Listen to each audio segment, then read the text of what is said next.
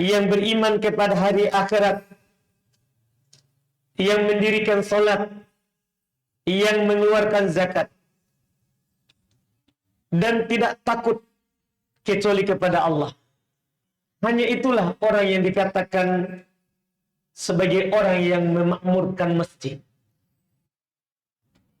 Ini potongan pertama dari ayat di surat At-Taubah ayat 18 ini. Yang mana Allah sebutkan beberapa ciri orang yang memakmurkan masjid.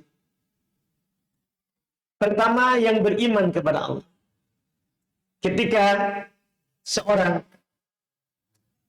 menyatakan dirinya adalah orang yang beriman kepada Allah, maka tandanya dia suka memakmurkan masjid. Memakmurkan, sebentar kita akan jelaskan apa yang dikatakan oleh ulama kita. Bentuk pemakmuran masjid itu sendiri. Itu ciri pertama. Ciri kedua, orang yang memakmurkan masjid adalah itu merupakan tanda kalau dia beriman akan hari perjumpaan dengan Allah. Kita sadari bersama, kita maklumi, dan ini merupakan keyakinan kita, keimanan kita, bahwa kita pasti akan berjumpa dengan Allah. Itu mau tidak mau, walaupun kita mau bersembunyi, pasti kita akan digiring untuk bertemu dan berjumpa dengan Allah. Ayat hadits tentunya sangat banyak. Bahwa semua kita ini pasti akan berjumpa kepada Allah dan akan menghadap kepada Allah. Kata Allah Subhanahu wa taala dalam Al-Qur'an, "Kullu nafsin dha'iqatul maut." Itu ayat terkenal. Semua yang bernyawa itu pasti akan merasakan yang namanya kematian. Dan kalau kita meninggal dan kita bangkit, Allah akan berbicara dengan kita satu persatu. Tidak ada terjadi. Kata Nabi Shallallahu Alaihi Wasallam, nanti di hari kiamat, "Ma minkum illa wa sayukallimuhu rabbuh. Laisa bainahu wa bainahu tarjuman." Tidak ada seorang pun di antara kalian kecuali pasti akan diajak bicara langsung oleh Allah. Tidak ada di antaranya, di antara Allah penerjemah. Karena Allah memahami seluruh bahasa. Berarti semua kita akan berjumpa dengan Allah. Ini keyakinan. Tapi di sini kita bukan mau membahas itu. Tapi mau membahas bahwa kalau kita adalah orang yang beriman akan hari berjumpa dengan Allah, maka pasti akan memakmurkan masjid. Yang ketiga, la aqamas shalah. Ini ciri orang yang mendirikan salat adalah orang yang memakmurkan masjid. Karena kita sebagai umat Islam itu dianjurkan untuk salat di masjid. Apalagi bagi laki-laki. Perempuan saja, dalam hadis riwayat Imam Al-Bukhari dan Imam Muslim, kata Nabi Shallallahu Alaihi Wasallam, "La tamna'u ima Allahi masajid Allah." Jangan kalian melarang hamba-hamba perempuan Allah itu pergi ke masjid kalau dia mau. Enggak boleh dilarang. Padahal di sisi lain Nabi Shallallahu Alaihi Wasallam menegaskan bahwa sholatnya seorang perempuan di rumah itu lebih utama daripada di masjid. Tapi kalau dia mau ke masjid, tidak boleh dilarang. Kenapa? Itulah tanda orang yang mau memakmurkan masjid. Dia selalu mau mendirikan sholat. Apalagi laki-laki. Laki-laki, kalau kita pahami bersama, bahwa dalam syariat kita laki-laki diwajibkan sholat berjamaah di masjid. Berdasarkan pendapat yang kuat. Pendapat dari mayoritas ulama. Maka ketika para laki-laki mereka berbondong-bondong ke masjid, maka itu tanda kalau mereka adalah orang yang memiliki keimanan di dalam hatinya karena mau memakmurkan masjid. Kemudian yang keempat, kata Allah, wa atuz zakat.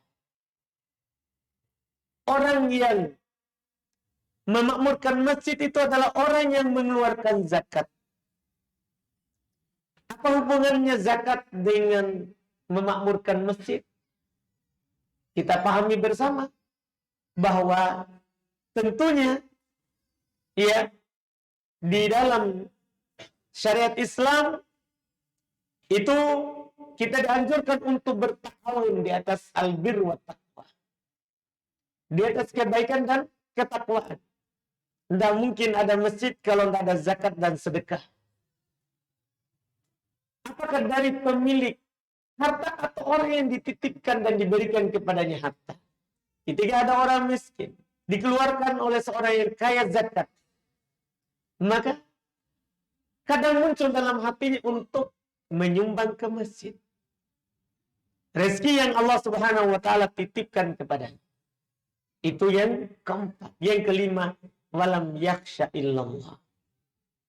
Orang yang memakmurkan masjid itu adalah orang yang tidak pernah takut kecuali kepada Allah. Karena kenapa?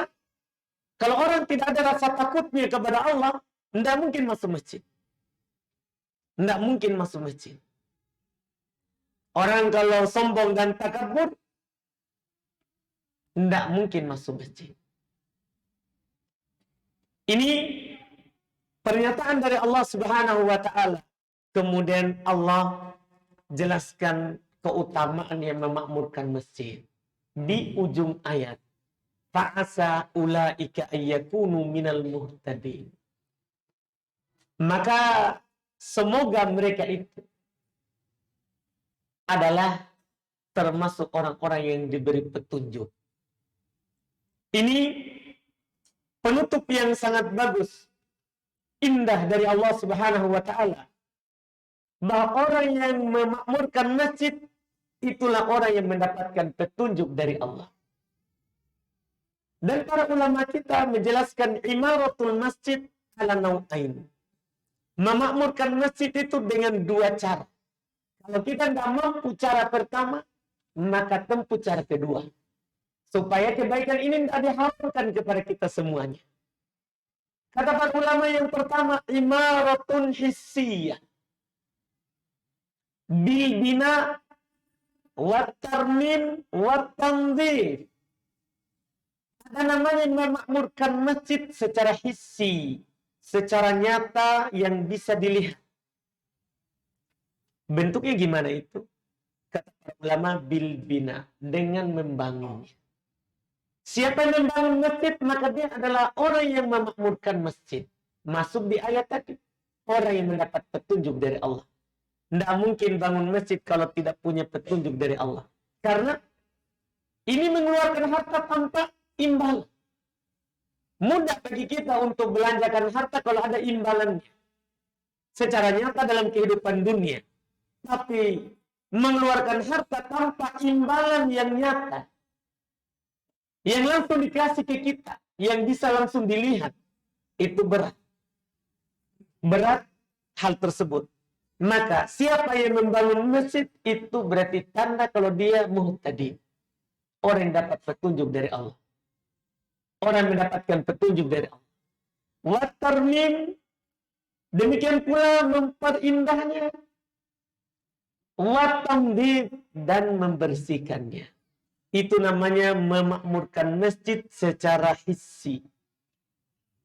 Secara hissi. Kalau kita tidak mampu membangun, maka kita bisa menjadi tugas kebersihannya. Di zaman Nabi sudah seperti itu. Di zaman Nabi SAW ada petugas kebersihan masjid. Sampai pernah suatu saat, saking pedulinya Nabi SAW terhadap orang tersebut, yang bertugas membersihkan masjid itu meninggal dan Nabi tidak dikabarkan. Utamanya orang itu, ketika Nabi merasa kehilangannya, dia lelaki atau perempuan hitam sebenarnya, bukan orang yang mulia secara nasab. Dia perempuan hitam.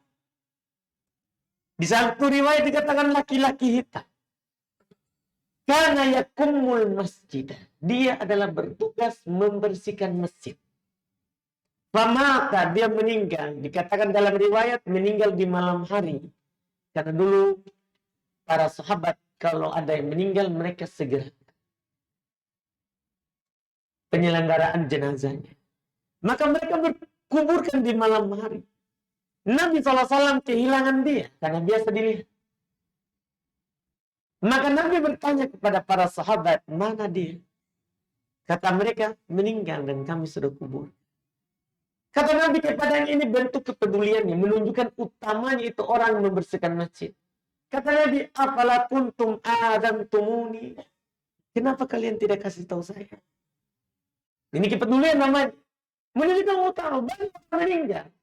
Tapi ketika ini orang membersihkan masjid meninggal, Nabi bilang, kenapa kalian tidak kasih tahu saya? Daluni ala qabri.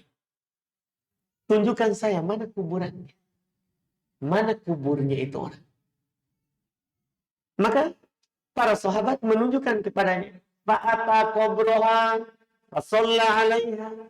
Maka Nabi pun mendatangi kuburannya. Nabi mensolatinya di kuburan. Utama. Iya. Bahkan yang membersihkan masjid utama.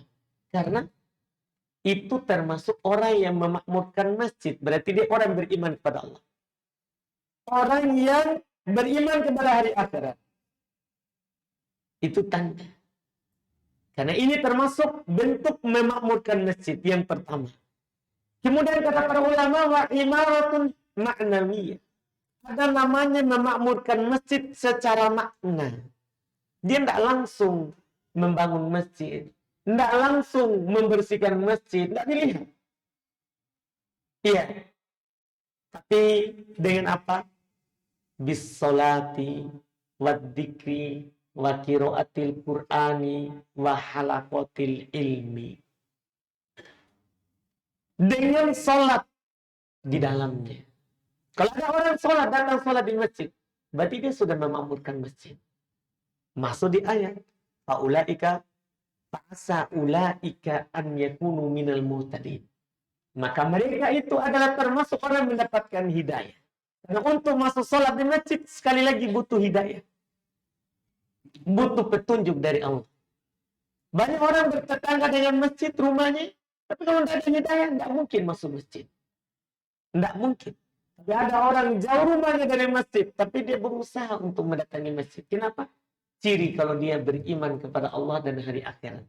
Dan itu menunjukkan dia mendapat petunjuk dari Allah.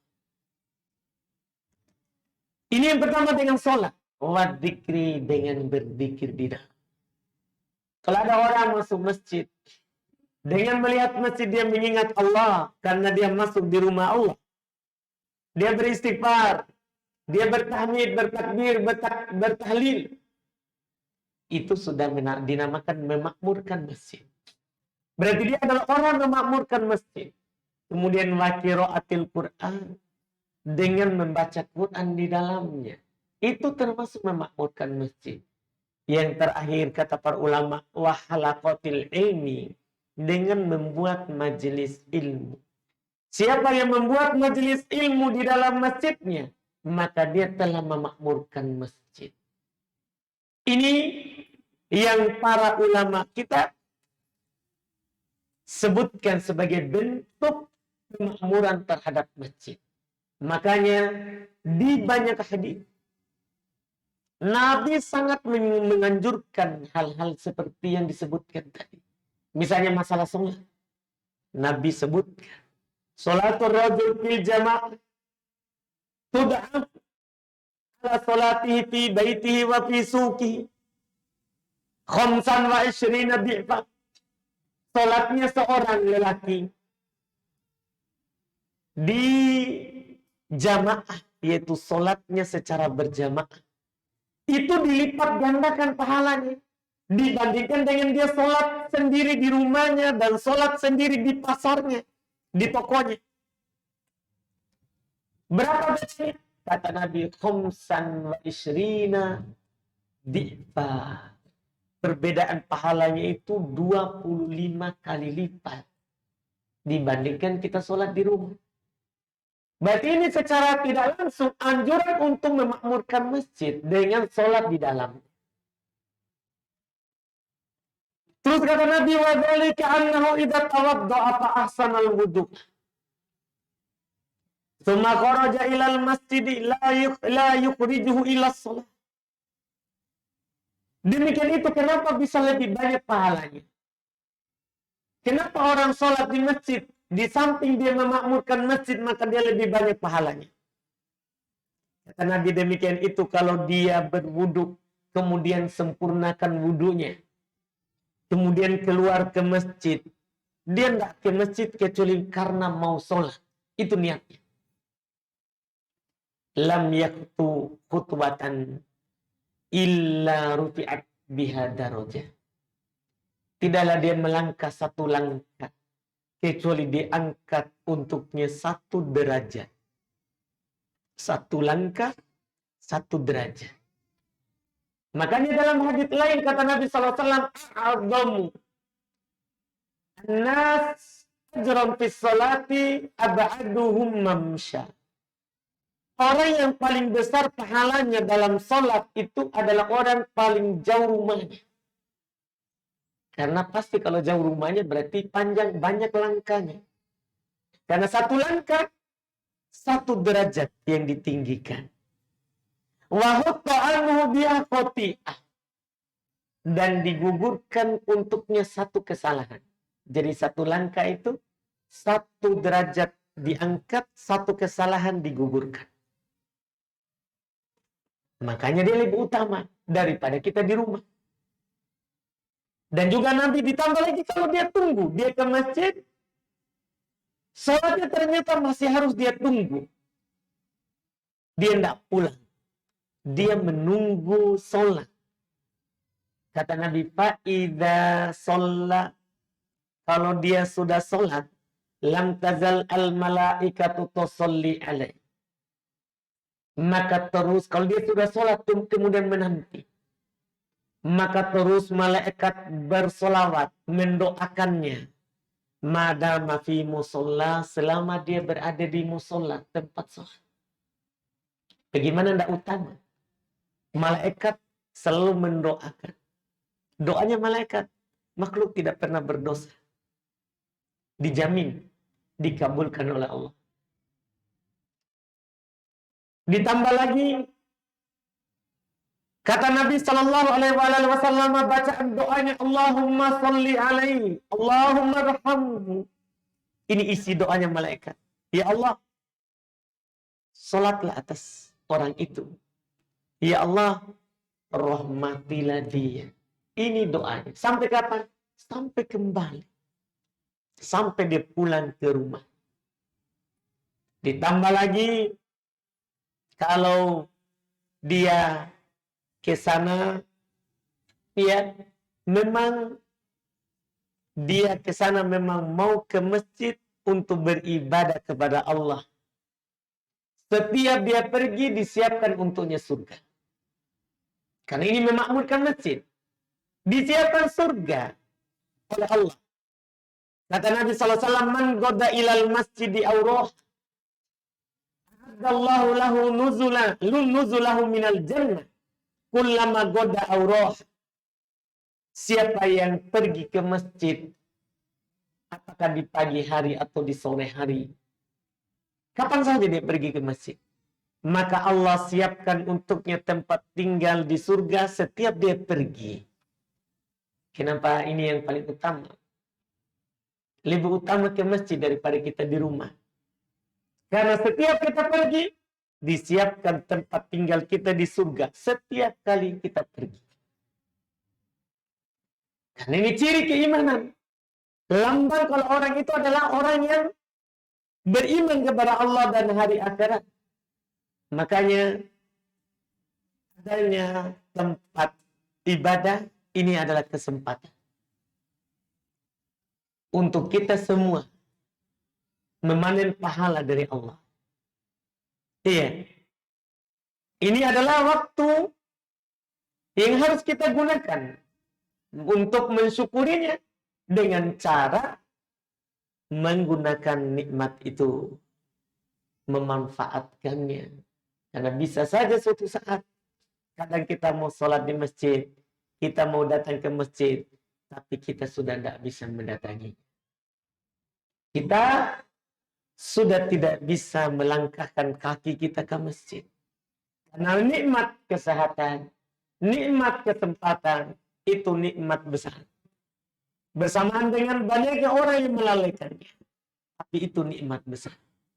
Dalam hadis Ibnu Abbas radhiyallahu taala anhu, Nabi sallallahu alaihi wasallam bersabda, "Ni'matan maghbunun fihima katsirun minan nas." Ada dua nikmat kebanyakan orang itu lalai darinya. Karena mereka kadang kalau dapat dua nikmat ini lalai. Apa itu? Kata Nabi, as-sihhatu wal faragh, punya kesehatan dan punya kesempatan. Orang kadang kalau sehat, dia punya waktu, dia tidak ingat Allah. Dia kalau sehat, ada waktunya, tidak sibuk, dia kadang maunya istirahat. Bahkan tidak sedikit mereka yang lalai. Pergi jalan-jalan di tempat yang tidak diridhoi oleh Allah. Maka ini nikmat banyak orang lalai. Dua nikmat ini. Maka yang beruntung adalah yang menggunakannya. Makanya ketika Nabi SAW nasihatkan kepada Ibnu Umar, sahabat muda waktu masa Nabi SAW. Ya, karena biasanya anak muda itu lebih banyak lalainya daripada mengingatnya. Maka Nabi SAW nasihatkan kepadanya. Dan ini nasihat kepada semua orang yang punya kesempatan itu. Kata Nabi kepadanya, kun fid dunya ka'annaka gharibun aw abir sabil. Kamu jadilah di dunia ini, jangan sampai kamu menganggap dirimu masih muda, masih kuat, oh saya masih lama hidup. Jadilah kamu di dunia ini seperti orang asing atau musafir. Namanya musafir tidak akan pernah tentunya dia akan tinggal lama di tempat safarnya. Setelah itu dia menasihatkan, khud min sihatik qabla marodi. Ambil, gunakan sehatmu sebelum sakit. Syabab qabla harami. Masa mudamu, masa kuatmu, sebelum kamu pikul. Ada saatnya nanti kita tua, naudzubillah, bisa saja kita pikul. Tidak ingat lagi ke masjid. Tidak ingat lagi untuk masuk ke dalam rumah Allah.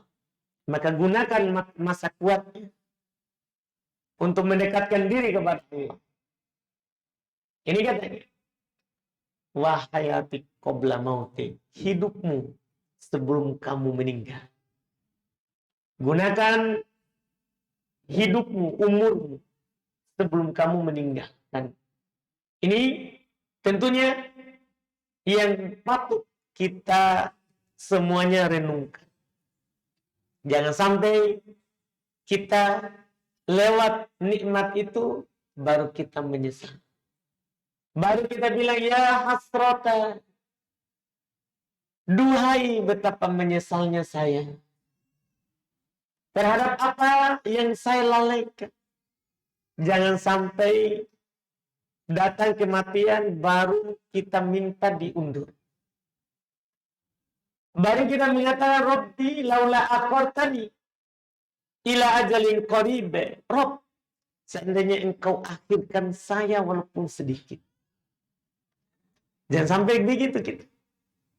Jangan sampai nanti baru kita bilang, Rabbirji'un la'alli a'mal sholih. Rabbu, kembalikan saya supaya saya bisa mengamalkan amalan soleh. Jangan sampai kita begitu. Makanya Allah Subhanahu wa taala ingatkan kepada siapa saja yang lalai dalam kehidupan dunia ini. Allah katakan, katakan wahai Muhammad, li'ibadiyalladzina asrafu ala anfusihim la taqnatu min rahmatillah innallaha yaghfiru dzunuba jami'a. Katakan wahai Muhammad kepada orang-orang yang telah lalai melampaui batas. Hidup lupa kalau dia akan kembali kepada Allah. Katakan kepada mereka, jangan mereka putus asa dari rahmat Allah. Artinya, kapan ada kesempatan, kembali kepada Allah. Jangan merasa bahwa terlanjur saya. Iya, malu saya di waktu ini baru saya mau baik. Tidak boleh. Jangan kalian putus asa dari rahmat Allah. Allah itu mengampuni seluruh dosa. Seluruh dosa. Dan Allah selalu membuka tangannya untuk kita, untuk bertobat. Innallaha yabsutu yadahu bil-laili liyatuba musii'an nahar. Wa yabsutu yadahu bin-nahar liyatuba musii'al lail. Allah itu membuka tangannya, kata Nabi, di malam hari untuk menerima tobatnya orang melakukan kesalahan di siang hari. Dan membuka tangannya di siang hari untuk menerima tobat orang bertobat yang melakukan kesalahan di malam hari. Jadi jangan pernah bilang, saya sudah terlanjur. Tidak, belum terlambat kita untuk masuk masjid. Memakmurkan masjid. Belum terlambat. Kita untuk mendatangi rumah Allah. Belum terlambat. Kita untuk sholat, untuk zakat, untuk takut kepada Allah. Belum. Selama ruh kita masih ada, maka selama itu pula kesempatan itu dibukakan oleh Allah. Maka sekali lagi, gunakan nikmat alhamdulillah, kita begitu dimudahkan ya untuk mendekatkan diri kepada Allah. Sekarang tempat-tempat kita buat pengajian, sholat, itu tempat-tempatnya sudah nyaman. Tidak sama zaman dulu. Para sahabat dulu kadang mereka sujud di atas lumpur, baru hujan. Lumpurnya masih melengket di jidat-jidat mereka, karena sujudnya di tanah. Terkadang juga di musim panas, di antara mereka ada mengatakan seperti Anas bin Malik, tidak mampu meletakkan jidatnya di tempat sujud karena panasnya udara. Kita pahami Mekah Madinah ada musim panasnya. Iya. Sekarang kita alhamdulillah Allah paham, Allah tahu tentunya kita ini orang-orang yang jauh dari masa kenabian, orang-orang yang malas. Makanya Allah Subhanahu wa taala memberikan banyak sebab untuk kita. Masjid berdekatan. Kita sholat di dalamnya nyaman. Ya. Tidak ada yang kita khawatirkan terhadap apa yang membahayakan kita. Ya kan? Semuanya dimudahkan. Maka ini adalah nikmat. Ini adalah nikmat yang kita dituntut untuk mensyukurinya. Untuk mensyukuri. Allah Subhanahu wa taala ingatkan di banyak ayat tentang nikmat-nikmatnya.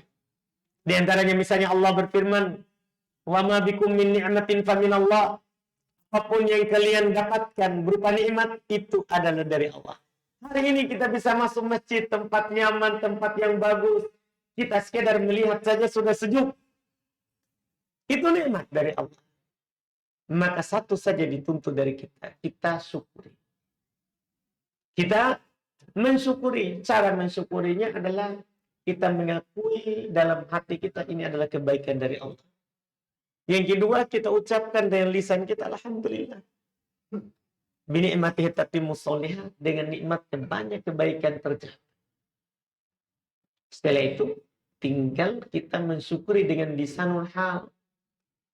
Ada namanya lisanul hal. lisan berupa keadaan. Kita gunakan anggota badan kita untuk mensyukuri nikmat itu. Kita sholat di dalamnya, kita baca Quran di dalamnya, kita zikir di dalamnya, kita belajar di dalamnya.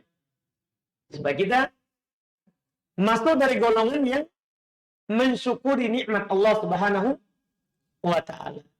Maka ini adalah awal yang kami ingin ingatkan di waktu yang hari ini, sekarang ini, ya, sebagai awal perjumpaan kita di tempat ini. Dan tentunya di pertemuan akan datang, baru kita akan masuk di pembahasan yang diumumkan, yaitu di kitab Thalathatul Usul, 3 pondasi dasar yang wajib kita tahu dan kita yakini serta amalkan, karena 3 dasar inilah yang akan kita bawa ke alam kubur. Nanti 3 perkara inilah yang akan ditanya oleh malaikat di kuburan kita. Ini insyaallah ta'ala yang akan menjadi kajian rutin kita di pertemuan-pertemuan yang akan datang. Semoga Allah Subhanahu wa ta'ala selalu memudahkan seluruh urusan kita. Dan tentunya kami juga berterima kasih yang mengucapkan jazakumullah khairan kepada yang mengizinkan dan ia telah bersangka baik mengundang kami untuk menjadi pengisi rutin di tempat ini. Alhamdulillah, ya, tentunya itu adalah kesempatan yang Allah Subhanahu wa ta'ala berikan, bukakan untuk kami sendiri untuk sama-sama mengingatkan, menasehatkan dan saling bantu-membantu dalam menghidupkan kebaikan. Masih ada sedikit waktu, kalau ada pertanyaan boleh ditanya.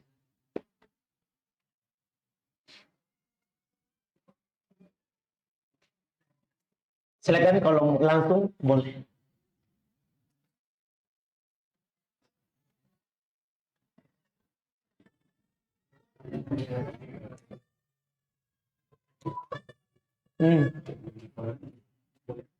Baik, sholat di kuburan tadi yang disebutkan. Nabi sholat di kuburan, apakah boleh? Sholat jenazah itu tidak ada ruku, tidak ada sujud. Jadi boleh di kuburan, kan dia hanya berdiri. Sholat jenazah, khusus sholat jenazah, boleh di kuburan. Karena tidak ada ruku dan tidak ada sujudnya. Tidak ada ruku, tidak ada sujudnya. Jadi dia hanya doa. Isinya adalah apa? Doa. Iya, karena Nabi SAW katakan, idza shallaitum 'alal janazah fa'akhlisu lahu du'a. Kalau kalian mensolati jenazah, ikhlaskan doa untuknya. Jadi sholat jenazah itu intinya adalah apa? Doa.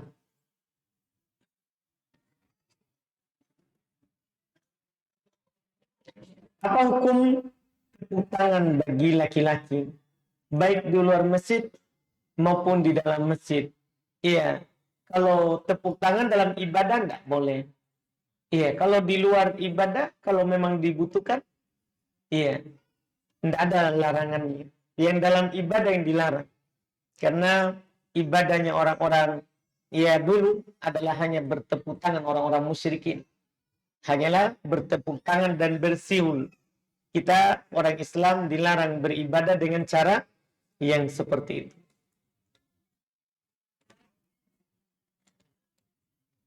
Apakah larangan mengangkat suara melebihi suara Nabi hanya berlaku pada zaman Nabi dan para sahabatnya?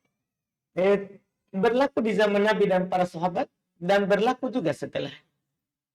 Sampai di zaman kita sekarang ini. Tapi kan Nabi tidak hidup. Maksudnya ketika dibacakan hadis Nabi, kita tidak boleh lebih tinggi suaranya daripada suaranya yang membaca. Ya, itu yang dimaksud. Karena ayat itu sampai sekarang kita baca di surat Al-Hujurat.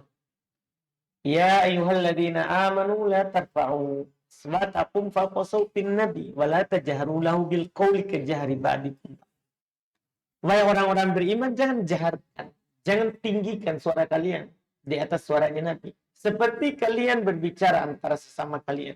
Nah, ini ayat dibaca sampai nanti hari kiamat.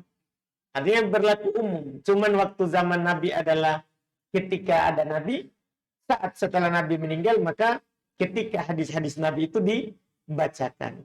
Ketika hadis Nabi dibacakan, maka kita tidak mengangkat suara melebihi suara dari hadis Nabi Sallallahu Alaihi Wasallam. Allah Allah. Silakan.